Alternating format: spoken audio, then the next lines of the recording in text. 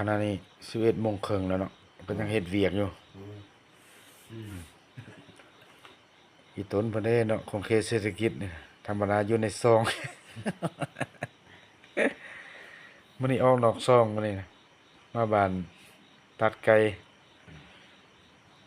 นี่ก็มีอันห้องในบ้านสูบยาน้ำเดียวเฮียงกินเหล้าเลย มาเฝ้าเฮ็ดเวียก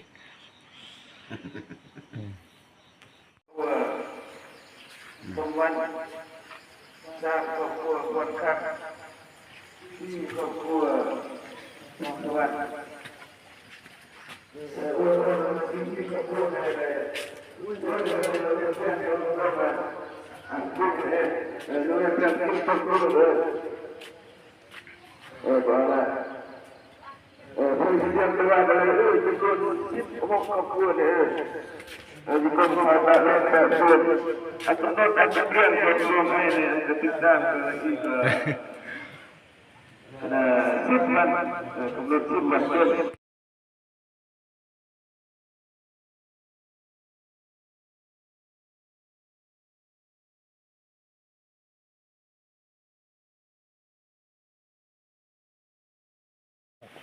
อาศาลาซีอาศาลา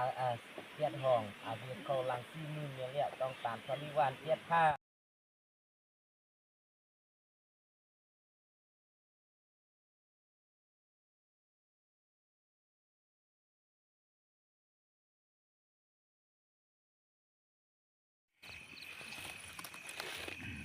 มาส่งสัญญาณโทร ลมเมีย ไว้เสียงสว่างครบสุดเนี่ยมีสัญญาณเน็ตอยู่เนาะนี่เนาะ ส่งสัญญาณเน็ตมาเป็นไง2 หลักไว้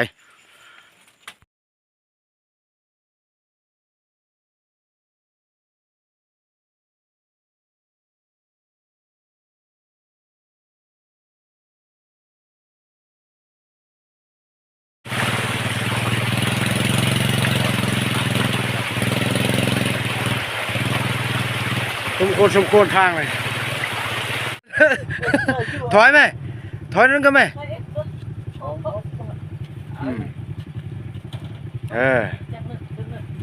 ตีนมันประสันมั้ย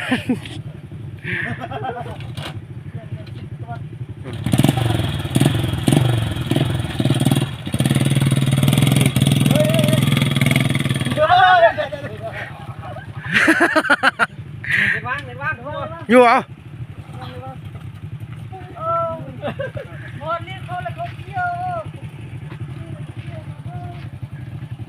สมควร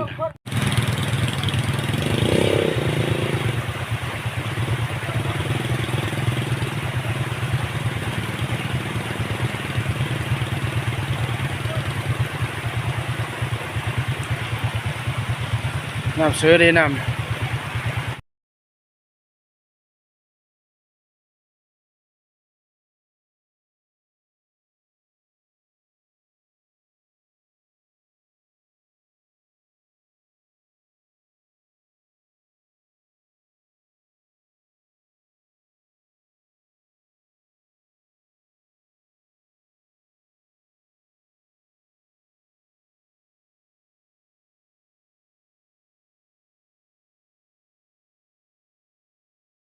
ได้สนุกเลย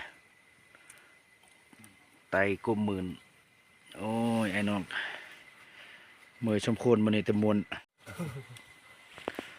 หนึ่งเขาอ้ายคือว่าเงียงเถอะเฮ็ดดีนะบ่ได้กินหนู ได้ครบเกี่ยวป่ากัน